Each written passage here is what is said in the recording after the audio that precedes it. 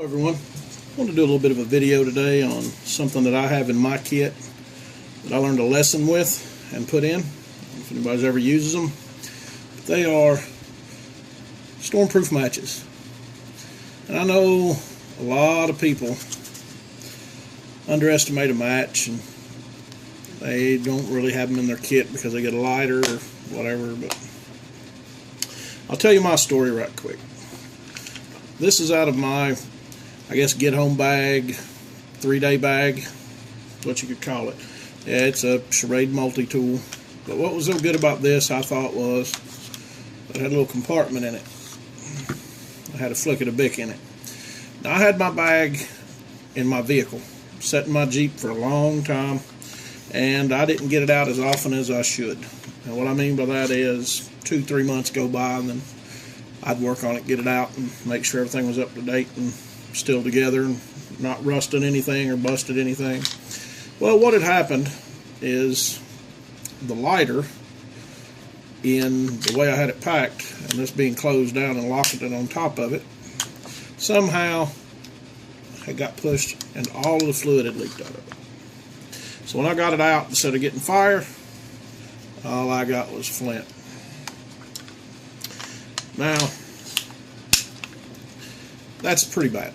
Since then, I've removed this. I've went on to other things, but I thought I had it covered. I've got a lighter. I should be good. Well, if it would have been an emergency case, I would have lost out. So, a friend of mine turned me on to these matches. Some people call them lifeboat matches, but here's what comes in the kit. There's 20 matches in it, I believe. They strike on the box, and they also give you an extra set of strikers. What I like about these, I've got some water here to show you. Right. I like it because they're pretty big. This is what I really like about them. They can be smothered, no oxygen, and when they get out, they will start to burn, but that's only for this coating. Okay, so even if they're wet, as long as you just brush off that head, they'll still strike. And you can see it's burning.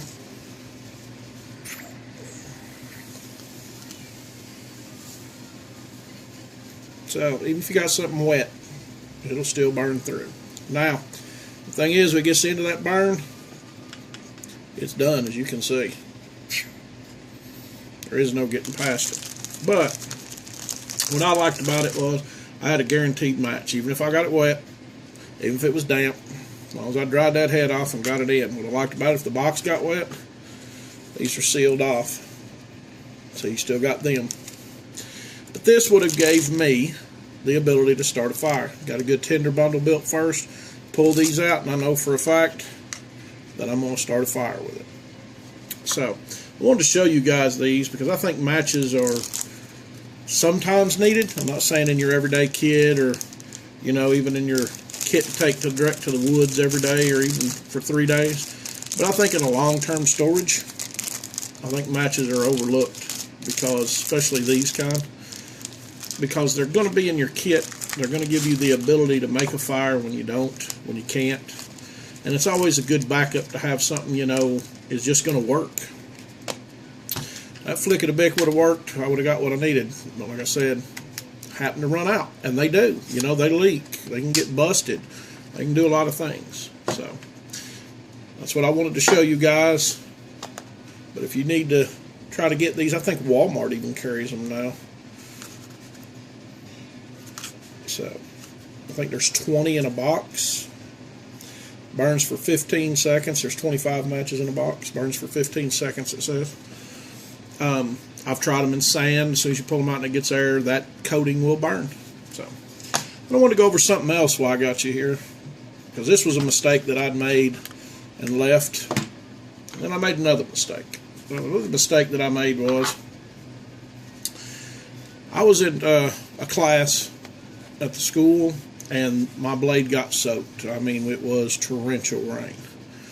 And I pulled my knife out thinking everything was going to be okay, you know, Put some Gorilla Tape around the edge so I wouldn't cut myself, and off to bedtime I went. Well, I completely and totally forgot about the ferroseriom rod that was in the side. Now, I don't really count on this as kind of like a backup, 2 is 1, 1 is none mentality, but I've still struck it a couple of times. But I've left it in here, the original. And I'll show you what happens when you leave an original in soaked leather in water. This is what you get. And this happened overnight. When I pulled it out about midday the next day, this is what it was like. You can see it's pretty well pitted out. It's not good at all. And that's set down in there. You can see where the majority of the damage is, where the leather was. Here's where the handle was. So what I ended up doing is I tore this off. Had another one that I'd super glued in. This one I super glued in. I think it's actually epoxy, and works fine. But I had to learn a valuable lesson that day. That doesn't mean this is completely useless. What it means is that I'd really have to shave it down to get a nice smooth edge to really throw some spark off of it.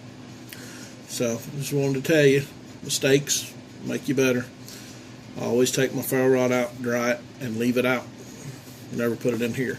And I'll also give you another word of advice. If you can get yourself a hold of birch oil made from birch bark, and you put it down in your sheath, coat your blade, stick it down in your sheath, it's really going to help your knife out a lot. But just wanted to share this stuff with you, the matches and the mistake that I made, so somebody else doesn't make it. Especially in a big wet environment, you like to use the leather, you can do it. So always keep that in mind. Alright guys, y'all have a good one. Learn something out there and take care.